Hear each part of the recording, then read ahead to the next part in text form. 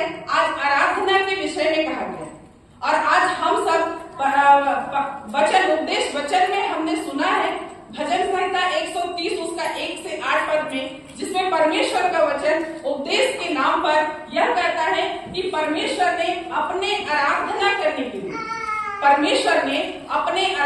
करने के लिए हम हर एक लोगों को चुना है, बुलाया है, जिस तरह इस्राएलियों को चुना और परमेश्वर ने चुना। और आज हम सब आराधना में जब भी आते हैं तो आत्मा की अगुवाई में सच्चाई से हम परमेश्वर की आराधना करें, महिमा करें और परमेश्वर का धन्यवाद करें। जिस समय इस्राएली लोग परमेश्वर की आराधना करने के लिए उस समय आराधना जिस तरह आज आप और हमारे लिए करीब करीब में कुछ जगहों में आराधना लय बना हुआ है, वैसा उस समय के जमाने में ऐसा आराधना लय नहीं था। और उस समय इस्राएली लोग जो थे आराधना करने के लिए जब दूर दूर से मंदिर के लिए जाया करते थे और जा करके वे लोग अपने आप को समझते थे कि मैं क्या हूँ, पापी हूँ और मुझे विशेष उम्मीद, अपने आप को पापी समझ करके वे लोग एक विशेष उम्मीद लेकर के वहां पर पहुंचते थे आराधना लेने। उसी तरह आज हम हर एक लोगों को एक उम्मीद, एक आशा, आशा के साथ विश्वास लेकर के आज आप और हम उसी इस्राएली लोगों की तरह आज आप और हम भी इस आराधनालय में पवित्र भवन में हम पहुंचे हैं। तो आइए हम सब परमेश्वर का यह उपदेश जो वचन ठहराया गया है, इस वचन को हम कुछ शब्दों के माध्यम से, कुछ वचनों के माध्यम से हम सुनने का प्रयास करें।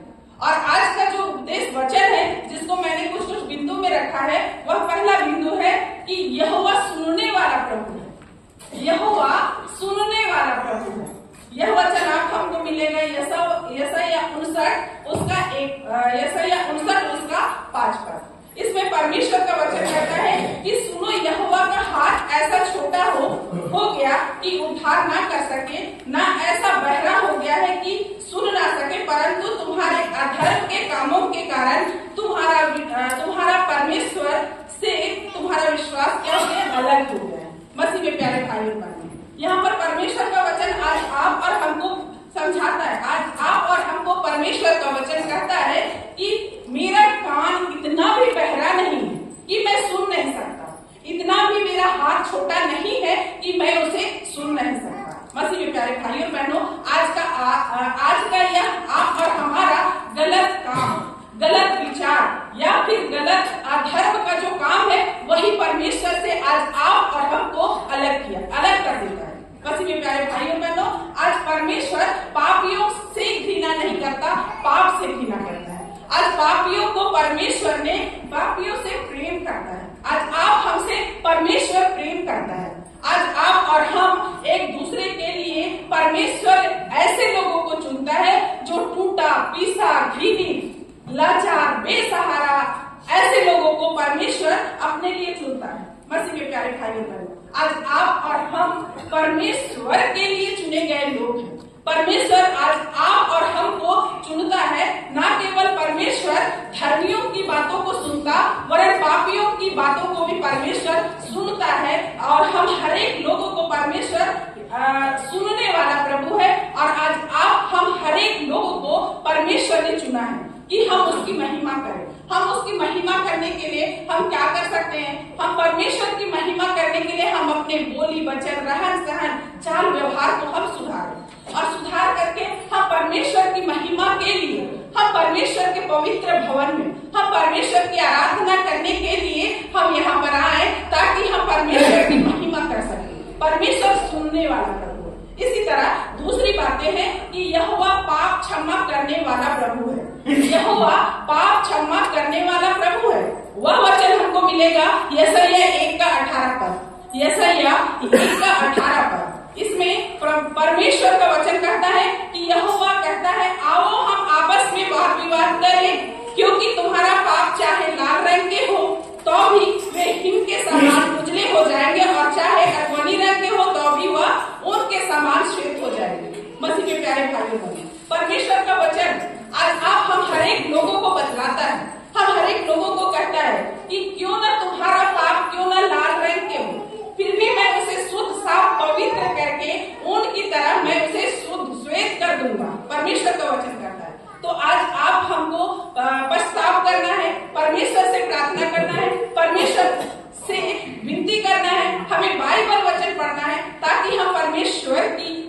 परमेश्वर हमारे पापों को क्षमा करेगा। साथ ही परमेश्वर जिस तरह क्रूस में चढ़ाए हुए डाकू की प्रार्थनाओं को परमेश्वर यीशु मसीह उसकी बातों उससे बातचीत करता है, उससे प्रार्थना करता है और यीशु मसीह उसको सुनता है, उसके पाप को क्षमा करता है।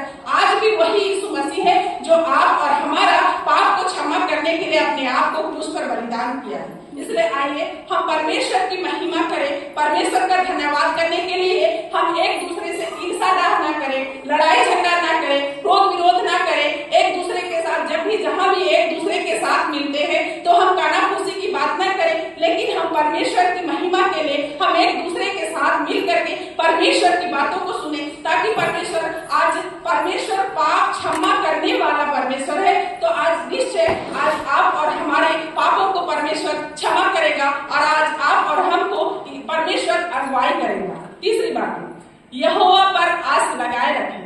यहोवा पर आस लगाए रखें। हम परमेश्वर पर आस कैसे लगाए रहेंगे? ये वचन हमको मिलेगा रोमी 12 का 12 पद। रोमी 12 का 12 पद, इसमें परमेश्वर का वचन कहता है, आशा में आनंदित रहो, क्लेश में स्थिर रहो, प्रार्थना में नित्य लगे रहो। आज हम कैसे आशा में आनंदित रहेंगे? परमेश्वर का वचन आप हमें बतलाता है, आज हमें कहता है कि हम हमेशा आशा में आनंदित रहें। आज हम आशा में आनंदित रहने के लिए यीशु मसीह परमेश्वर का पुत्र, आज आप हम हर एक लोगों को कभी यीशु मसीह धोखा नहीं देता। यीशु मसीह आज हम हर एक लोगों को कभी ठगता नहीं। यीशु मसीह आज हम हर एक लोगों को बेवकूफ नहीं बनाता। यीशु मसीह हम हर एक लोगों को अनदेखा नहीं करता। तो आज आप हमारी जिम्मेदारी बनती है कि हम परमेश्वर पर आनंदित हों, यीशु मसीह पर विश्वास करें, यीशु मसीह पर हम भरोसा रखें, यीशु मसीह के आराधनालय में यीशु मसीह की महिमा करें, यीशु मसीह की हम स्तुति करें। तभी हम परमेश्वर के ऊपर जो भी हम आस लगाए रहते हैं, यीशु मसीह के पास हम यदि आशा उम्मीद लेकर के आते हैं, तो यीशु मसीह आज आप और हमारी आवश्यकताओं को पूरी करेगा और हमें जो विशेष रूप से जो दुख है, परेशानी है, तकलीफ है, उससे परमेश्वर उबारेगा। मसीह में प्यारे भाइयों बहनों, हम परमेश्वर पर भरोसा करना सीखे, परमेश्वर पर विश्वास करना सीखे। हम मसीही लोग मसीही होने के नाते हमारा विश्वास कभी कभी भटक जाता है। हम ऐसे अपने विश्वास को ना भटकाएं, हम अपने विश्वास को हम इधर उधर ना डगमगाएं, लेकिन परमेश्वर ने आज हम हर एक लोगों को परमेश्वर ने अपने लहू के द्वारा आज आप और हम हर एक लोगों को यीशु मसीह खरीद लिया है। तो आज आप और हमारी जिम्मेदारी बनती है कि हम यीशु मसीह पर विश्वास करें, उस पर हम आशा रखें, उस पर हम भरोसा रखें, तभी हम यीशु मसीह के द्वारा दिए गए आशीषों को प्राप्त कर सकते हैं। तीसरी बात, चौथी बात, यहोवा को सारे मन से, सारी बुद्धि से, सारे मन से हम उसको प्रेम रखें। यह वचन हमको मिलेगा मत्ती 22 का 37-38 पर। मत्ती 22 का 37-38 पर इसमें परमेश्वर का वचन आप हमको बतलाता है कि उसने कहा तो परमेश्वर को अपने समान प्रेम रखे। और कैसा प्रेम रखे? अपने सारे प्राण, अपनी सारी बुद्धि, अपनी सारी शक्ति से परमेश्वर को आप हमको क्या करना है? प्रेम रखना है। मसीह में प्यारे भाइयों बहनों, यीशु मसीह हम हर एक लोगों से प्रेम रखता है, इसलिए अपने एकमात्र यीशु मसीह अपने पुत्र को इस दुनिया में भेजा कि हम सबका उद्धार कर सके। और हम सब यीशु मसीह के द्वारा दिए गए उद्धार या फिर पाप क्षमा जो यीशु मसीह ने करने के लिए सिखाया है, हम भी एक दूसरे को क्षमा करें। और यहाँ पर यीशु मसीह ने प्रेम करने के लिए सिखाया है। आज आप और हमको ये प्रेम क्या चाहिए, हम प्रेम एक दूसरे के साथ कैसे करें। हमारे आसपास बैठे हुए लोग हैं, हमारे अगल बगल है, हमारे आस पड़ोस जो भी लोग हैं, हम अपने जितने भी लोग हैं, हम हर एक लोग से जिस तरह यीशु मसीह प्रेम किया था, उसी तरह आज आप और हमारी जिम्मेदारी बनती है कि हम भी यीशु मसीह का जो मुख्य आज्ञा है, यदि हम एक दूसरे के साथ प्रेम करते हैं, अपने आस पड़ोस के लोगों को प्रेम करते हैं, यदि हम ऐसा करते हैं तो बाइबल का हमारा आधा चैप्टर पूरा हो जाता है। मसीह में प्यारे भाई बहनों, यदि हम ऐसा करते हैं तो हमारा यह प्रेम के द्वारा हमारा बाइबल कंप्लीट हो जाता है। तो हमारी जिम्मेदारी बनती है कि हम अपने पड़ोसी को अपने समान प्रेम रखें, अपने अगल बगल के लोगों को अपने समान प्रेम करें। और जब भी हमको मौका मिलता है, हम गिरजा आराधना आए, परमेश्वर के लिए जो कलीसिया द्वारा ठहराई गई दान देन है, हम उसको समय से हमारा जो दान देन है उसे दे, ताकि हम ना ही और अपने पड़ोसी को अपने समान प्रेम रखें, ताकि परमेश्वर का यह वचन, यह आज्ञा जो है कि हम सारे मन, सारी बुद्धि, सारी शक्ति के साथ हम परमेश्वर को हम प्रेम करें, ताकि हमारा जो प्रेम है, हम प्रेम अभी इसी दुनिया में हम प्रेम कर सकते हैं एक दूसरे को, बाद में हम चाहेंगे कि हम चाह करके भी हम प्रेम नहीं कर सकते। इसलिए परमेश्वर की यह आज्ञा को आज आप हमें पूरा करना है, तो हम एक दूसरे के साथ प्रेम करें। प्रेम के विषय में आज आइए हम एक गीत गाएंगे। प्रेम, यदि हम प्रेम अच्छे से नहीं करते हैं तो हमारा प्रेम कोई काम का नहीं है, हमारे लिए यह प्रेम व्यर्थ है। बाजे बजाएंगे। प्रेम प्रेम कहिला, प्रेम के लिए जानेला, और एक प्रेम ऐसा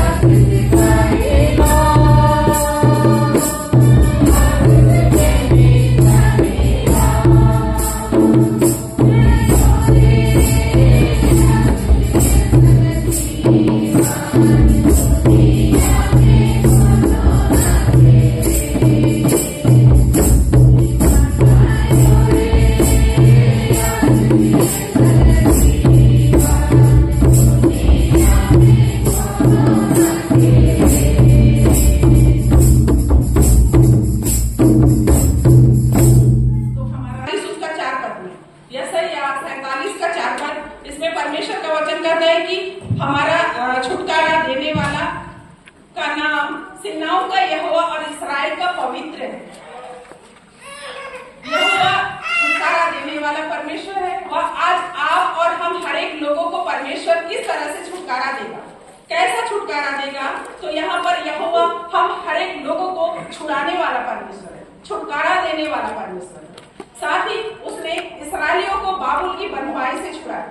यीशु मसीह बाबुल, परमेश्वर ने इस्राएलियों को बाबुल की बंधुआई से छुड़ाया, और साथ ही परमेश्वर ने मिस्र की गुलामी से भी उसने छुड़ाया, और आज पूरा संसार को शैतान से छुड़ाया। साथ ही हर समस्या से हमें छुटकारा दिया है, हर समस्या से परमेश्वर आज हमें छुटकारा दिया है, और साथ ही इस्राएलियों को छुड़ा करके उसने हम हर एक विश्वासियों को एक विपत्ति की समस्या से भी छुटकारा दिया है। मसीह में प्यारे भाई और बहनों, आज यीशु मसीह हर एक तरह की समस्या, हर एक विपत्तियों से आज छुटकारा दिया है, तो हम हर एक लोग इस छुटकारे की बातों को प्रभु हर एक समस्या, हर एक विपत्ति, हर एक घटनाओं में यीशु मसीह आज आप हमें छुटकारा देने के लिए तैयार है। तो हम आइए परमेश्वर के पास छुटकारा पाने, हम परमेश्वर के पास यह संसार शैतान से छुटकारा पाने के लिए हम यीशु मसीह के पास आए, यीशु मसीह से प्रार्थना करें, यीशु बाइबल वचन को हम पढ़ें, तब हम सांसारिकता की बातों से या फिर शैतान की बातों से हम छुटकारा पा सकते हैं।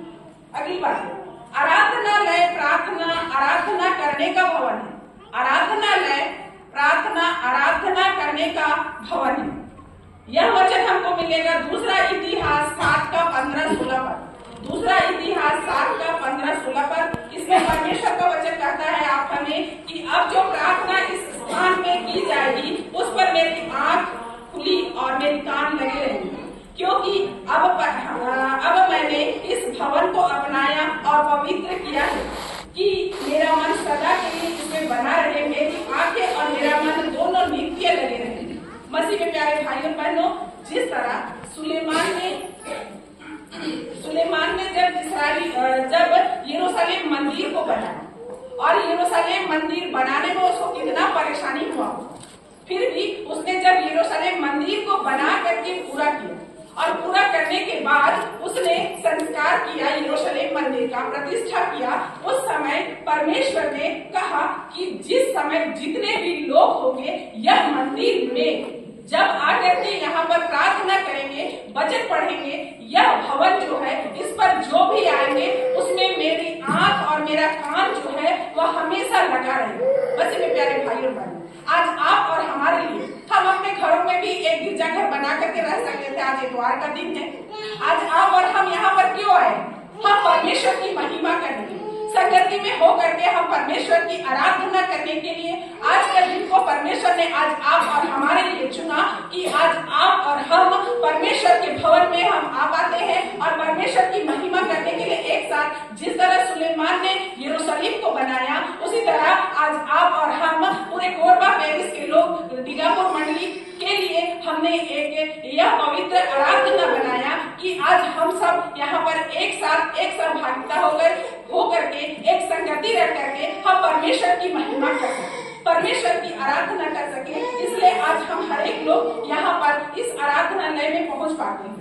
उसी तरह परमेश्वर से कहता है हम जब जब हमें आवश्यकता पड़े, जब भी हम परमेश्वर की महिमा करना चाहते हैं, समय निकाल कर, समय खोज करके हम परमेश्वर की महिमा के लिए प्रार्थना करें, बाइबल पढ़े, बाइबल के साथ चले, परमेश्वर नित्य उसका आंख और कान। अब जब भी हमारा इतवार का समय होता है, हम इतवार के दिन में अपने कामों को प्राथमिकता ना दें, लेकिन परमेश्वर ने आज आप हम हर एक लोगों को, एक एक मसीही भाई बहनों को परमेश्वर ने चुना है उसकी आराधना करने के लिए। हम समय को दोष ना दें, बल्कि हम अपने अनुसार हम समय को चलाएं ताकि हमारा जो काम है वह सफल होगा, हम नित्य आगे बढ़ेंगे और परमेश्वर का आंख और कान जो है वह आज आप और हमारे बीच में लगा रहेगा। हम चाहते हैं कि हमारा जो 24 घंटा का समय है वह समय हम चाहते हैं कि हमारा है। हम सप्ताह भर के जीवन में, भागदौड़ की दुनिया में हम चाहते हैं कि हमारा ड्यूटी का समय है, हमारे पास फुर्सत नहीं है, हम समय नहीं है। जैसे ही हमारा इतवार आता है हम चाहते हैं कि हम घरों में रहें,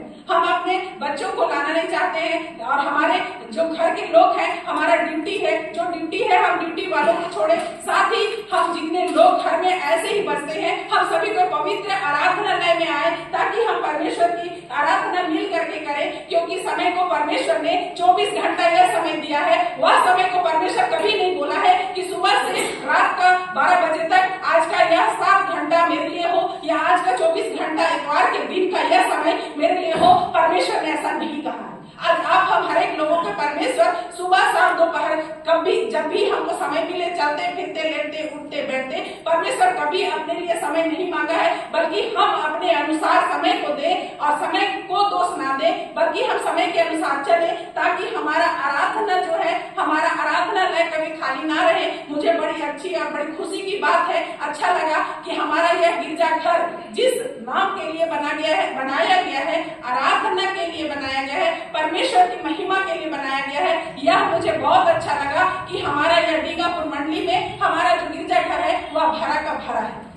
फिर भी थोड़ा थोड़ा यहाँ पर खाली है, वह अगले दिन के लिए भर जाएगा, कोई बात नहीं। लेकिन परमेश्वर हम जैसे ही परमेश्वर की महिमा के लिए आराधनालय में आते हैं तो परमेश्वर का आंख और कान जो है वह हमारे ऊपर लगा रहता है और परमेश्वर के समीप हम यदि आने के लिए, हम जैसे ही परमेश्वर की महिमा करने के लिए उसके भवन में आते हैं, हम उसके बहुत नजदीक में, बहुत करीब में आ जाते हैं और परमेश्वर हर एक बातों में हमें आशीषित करता है। लेकिन हम जब भी आते हैं हमारा गिरजाघर, हम जब भी गिरजाघर आते हैं हम यीशु सहाय करके दुख सुख पूछते हैं, अच्छी बात है।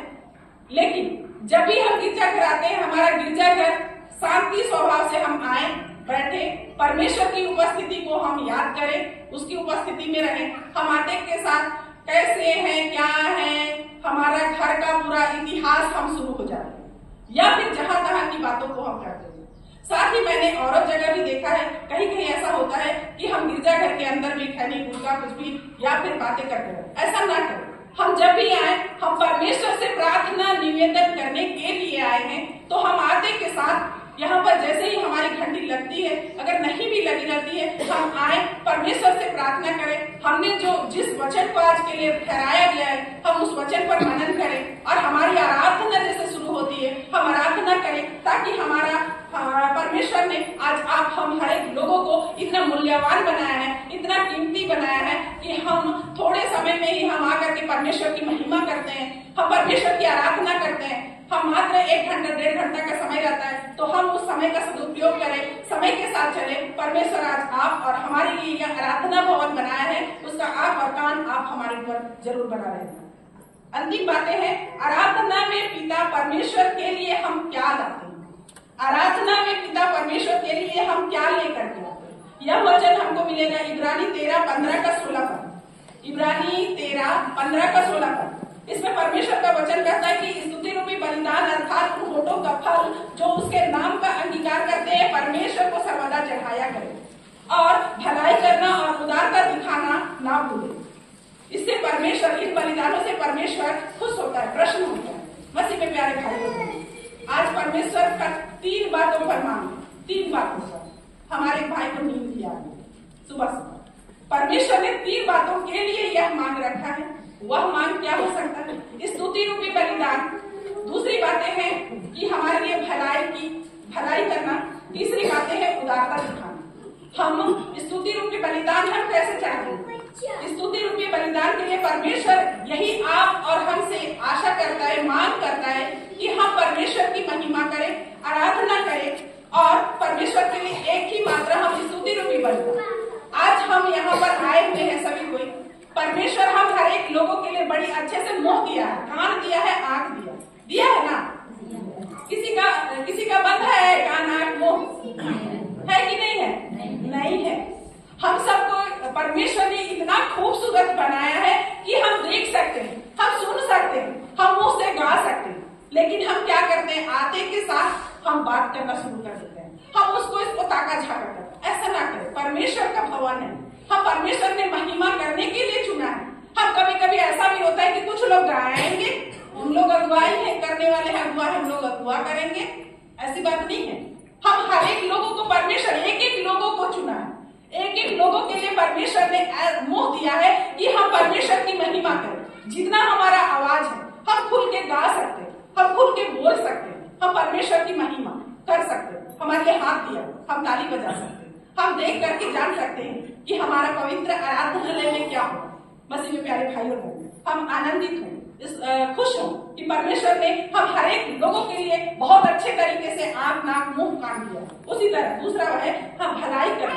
हम भलाई कैसे करें? हम एक दूसरे के लिए आहित या बुरा ना सोचें, हम आहित बुरा ना सोचें, बल्कि हम हर एक लोगों के लिए हम भलाई की बातें सोचें, अच्छाई की बातें सोचें। हमेशा हमारा सोच जो है नकारात्मक, नेगेटिव ना हो, बल्कि हमेशा पॉजिटिव हो, सकारात्मक हो, ताकि हम परमेश्वर के आशीष से वंचित ना हो। तीसरी बात, हम उदारता हम कैसे दिखाएं? परमेश्वर आज हम हर एक लोगों को दान देने के माध्यम से उदारता दिखाने के लिए हम हर एक लोगों को परमेश्वर कहते हैं। हम मसीही कलीसिया में, हमारी जो कलीसिया है उस कलीसिया में जितनी भी दान देते, हम महिला संघ होकर, हम महिलाओं का कर्तव्य बनता है कि जितनी भी दान देने हमारे भाई लोग रखते जरूर, लेकिन देते हमारी महिला संघ। तो हम महिला संघ लोग कभी भी दान देन जो है उसे देने में ना हिचकिचाएं और हमारा जो दान देन है उसको बड़ी हर्ष मन से। परमेश्वर, हम यह जान ले कि परमेश्वर ने जितने भी लोगों को नौकरी पेशा, बहुत खुशी की बात है कि हम सब नौकरी पेशा करने वाले लोग हैं। अगर नहीं भी है कोई बात नहीं, परमेश्वर ने हम हर एक लोगों को नौकरी पेशा दे करके हम हर एक लोगों को बड़ी अच्छे से इस कोरबा पेरिश में बैठाया, कोरबा शहरी क्षेत्र में बैठाया। हम सबको आनंदित होना, लेकिन परमेश्वर का 3 मांग है, परमेश्वर का 3 मांग है। हम जब जितने भी नौकरी पेशा करने वाले लोग हैं उनके लिए 3 बातें हैं। पहली बातें हैं, परमेश्वर के नाम पर जितना भी हमारे पास महीनों का तनख्वाह है, महीनों का पगार है, उसमें से परमेश्वर सभी पगार को नहीं मांगता। परमेश्वर उसमें से कुछ भाग को परमेश्वर के लिए देना, ये पहली बात है। परमेश्वर, हम जो कमाते हैं, हमारा जो तनख्वाह है उसमें का पहली भाग परमेश्वर का है। दूसरी भाग है कि हमारा जो सहयोग सहायता करने के लिए है, दूसरी भाग है कि परमेश्वर के लिए सहयोग सहायता, जितने लोग अनाथ, बेसहारा, सहयोगमंद लोग हैं या फिर हमारे जितने भी अगुए हैं जिनको हम लोग सहयोग कर सकते हैं, ऐसे लोगों के लिए परमेश्वर ने देने के लिए वह कुछ भाग, एक भाग को परमेश्वर ने रखा है। तीसरी भाग है वह है स्वयं के लिए, स्वयं के लिए है और स्वयं के भाग में से हम अपना खर्च करें। ये ना सोचे कि हम महीना का 1 लाख रुपया हम छोड़ते हैं तो 1 लाख रुपया या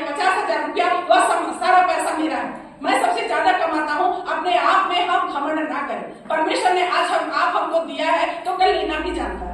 परमेश्वर ने आज आप हमको दिया, तब आज आप और हम कमाते हैं। यदि परमेश्वर नहीं देता तो हम आज इस तरह का शहर में हम नहीं बैठते, या हम ऐसे ऐशोआराम का जीवन नहीं जीते, या आज आप और हम एक दूसरे के साथ हम यहाँ पर नहीं उपस्थित हो सकते। मसीह में प्यारे भाई और बहनों, परमेश्वर ने मलाकी 3 का 8 पद में भी कहता है कि दशमांश परमेश्वर ने, उसमें से मेरे दशमांश को भी तुम लूटते हो। अगर हम किसी को सहायता नहीं करते, अगर हम एक दूसरे, हमारा जो दान देन है, जो कलीसिया के द्वारा निर्धारित की गई छोटी छोटी दान देन है, अगर हम उसको नहीं देते हैं, हम उसको भी लूटते हैं, तो परमेश्वर के वचन में कहता है कि मैंने तुम्हें जो दान दिया है एक नौकरी पेशा के रूप में, उसे तुम मुझसे लूटते हो। हम लूटने का काम ना करें, लेकिन जैसे बनता है उसे हम परमेश्वर को दें, ताकि परमेश्वर आज आप और हमको हमारा रहन सहन, बोली वचन, स्तर, हर एक बातों में परमेश्वर ऊपर उठाएगा। और यह 3 बातें हैं, उसे हम जरूर याद रखें। और साथ ही हम यह बात भी जान लें कि कभी कभी हमारा दान देन रहता है, वह बहुत घटती में से रहता है, लेकिन कोरबा पेरिश में ऐसा नहीं है, मैंने देखा है। तो हम जाने कि कभी कभी, उदाहरण के लिए एक बात हम कह सकते हैं, हर एक लोग चाय पीते हैं ना, दुकान में कितने लोग पिए? क्या चीज? घर में तो पीते हैं। कभी कभी तो आप लोग चाय पिए होंगे ना होटल में। हाँ, तो कितने में मिलता है? 10 रुपया में ना। और एक तो समोसा कितना में खाते हैं? 10 रुपया। लेकिन तो पेट नहीं खाता है, पैसा में भर जाता है, लेकिन कभी कभी 2 खाना पड़ता है। साथ में हम भात भी खाए हैं, आवश्यकता पड़ने पर खाए हैं ना। हाँ, तो इसीलिए परमेश्वर ने आज वही नाश्ता, समोसा, चाय, हम ये समझ ले, हम जब गिरजा घर आते हैं तो हमारा छोटा पुत्र को ही खोजते हैं, बड़का को नहीं खोजते। हम चाहते हैं हमारा, हम कहीं सफर करें, कहीं भी रहे, हम बड़ा बड़ा चीज देखते हैं, कपड़ा लत्ता, गहना जेवर सभी के लिए हम बड़ी नोटों को देखते हैं। लेकिन जब हम परमेश्वर के घर में आते हैं तो हम ये सोचते हैं कि हमारा बुद्धू जो 10, 5, 50, 100 है, उसको हम देखें। ऐसा ना करें। परमेश्वर ने, यदि हम एक कप चाय पिलाते हैं, चाय का दाम है 10 रुपए, अगर आप 10 रुपया देते हैं तो ये समझ लीजिए कि आज मैंने परमेश्वर को चाय पिलाया। अगर आप समोसा 2 खिलाए हैं तो ठीक है, मैं 20 रुपया परमेश्वर को समोसा खिलाया, नाश्ता करा। अगर आप खाना खाते हैं 150 रुपया में, तो अगर आप 150-200 रुपया देते हैं तो मैंने अच्छा खाना खिलाया है परमेश्वर को, आज मैंने पवित्र भवन में आकर। हम ऐसा सोचें। मसीह में प्यारे भाइयों बहनों, हम दान देन जो भी है हमारी कलीसिया, हमारी मसीह कलीसिया में जो ठहराई गई है, NWGL कलीसिया में, हम उस दान देन को देने में ना हिचकिचाए, ना घबराए। हम महिलाओं को, माताओं को परमेश्वर ने विशेष रूप से चुना है, हर एक बातों में अगुवाई किया है, हर एक कामों में परमेश्वर ने हम महिलाओं को, माताओं को ऊपर उठाया है कि हम हर एक बात में परमेश्वर की संगति में रह करके हम हर एक क्षेत्र में आगे बढ़े, परमेश्वर के साथ आगे बढ़े, परमेश्वर की महिमा के लिए हमेशा हम जहाँ कहीं भी जाए, परमेश्वर हम हर एक लोगों को आशीषित करें। ये मत बोलिए कि मैडम बहन लोग को बोल रही है, आप भाई लोगों को लिए भी यह वचन बोला जा रहा है कि हर एक लोगों को परमेश्वर ने उठाया है, बुलाया है, अपनी अगुवाई के लिए चुना है। हम हर एक लोग परमेश्वर के वचन के द्वारा आशीषित किए जाएंगे। तो आइए परमेश्वर के वचन के माध्यम से, आज के उद्देश्य वचन के माध्यम से हम सब अपने आप को देखें,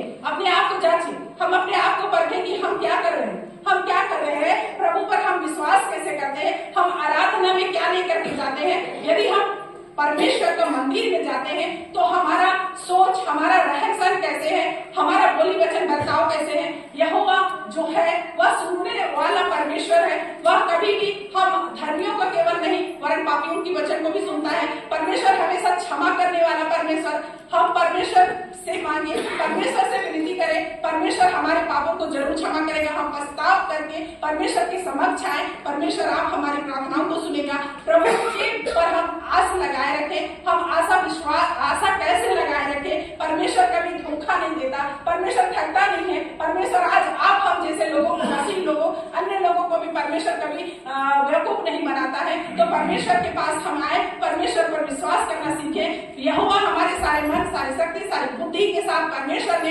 हमें एक दूसरे के साथ प्रेम करने के लिए दिया है। हम एक दूसरे के साथ व्यवहार बर्ताव अच्छा करें, रहन सहन हमारा अच्छा हो, क्योंकि हमारे क्रिस्तान मसीही लोगों का पहचान जो है वह हमारे मसीही लोगों का पहचान हमारे बोली वचन रहन सहन के द्वारा ही होता है। यदि हम अपने रहन सहन, बोली वचन, बर्ताव को हम यदि ठीक ढंग से नहीं रखते हैं, हम एक दूसरे के लिए एक नमूना का कारण नहीं बन सकते हैं। यदि हम एक दूसरे के साथ हमारा बोली वचन अच्छा है तो हम अपने जीवन में एक आदर्शता का रूप या नमूना का कारण बन सकते हैं। और साथ ही नमूना बनने के लिए एक गाना भी गाया जाता है। हम ईसा डाक कहीं पर भी करते हैं तो ईसा डाक को लेकर के हम एक अच्छा नमूना नहीं बन सकते। मसीह की बदत, मसीह की चिन्ह मलाई थी, नम है जिया नम है जिया लड़ाई झगड़ा। हम गाना भी गाते हैं तो उस गाने की तरह हम ना हो। यहोवा हम हर एक लोगों को छुटकारा देने के लिए परमेश्वर ने चुना है। हम सब छुटकारा पाए हुए लोग हैं। संसार, शैतान और हर एक बातों से हमने छुटकारा पाए हुए लोग हैं। तो हम परमेश्वर की महिमा करें। किसी भी तरह की समस्या में परमेश्वर आप हमको रखना नहीं पसंद करता है। हमेशा परमेश्वर अपनी संगति में रहने वाले लोगों को सुख, सुखद, शांति, आनंद का जीवन जीने के लिए देना परमेश्वर पसंद करता है। उसी तरह परमेश्वर ने आज हम मसीही लोगों को अपनी आराधना करने के लिए, अपनी प्रार्थना करने के लिए यह पवित्र भवन बनाया है कि हम सब यहाँ पर आकर के परमेश्वर की महिमा करें, परमेश्वर का धन्यवाद करें, परमेश्वर की आराधना करें। यह भवन हमारे लिए बहुत ही मूल्यवान और कीमतीवान यह हमारा आराधनालय है। साथ ही हम आराधना को लेकर के परमेश्वर के लिए हम स्तुति रूपी बलिदान चढ़ाएं। साथ ही हम एक दूसरे के साथ भलाई करें, एक दूसरे के साथ हम प्रेम पूर्वक पेश आए। साथ ही हमें परमेश्वर ने जो भी हमारे लिए कमाई का जरिया परमेश्वर ने दिया है, हम उस कमाई में से हम 3 भाग में बांटे, स्वयं के लिए बांटे, परमेश्वर को दे, किसी के जरूरतमंद लोगों के लिए हम सहायता करें। ये ना सोचे कि वह हमारा पैसा, हमारा जो चीज है वह हमारा केवल है, ऐसा नहीं है।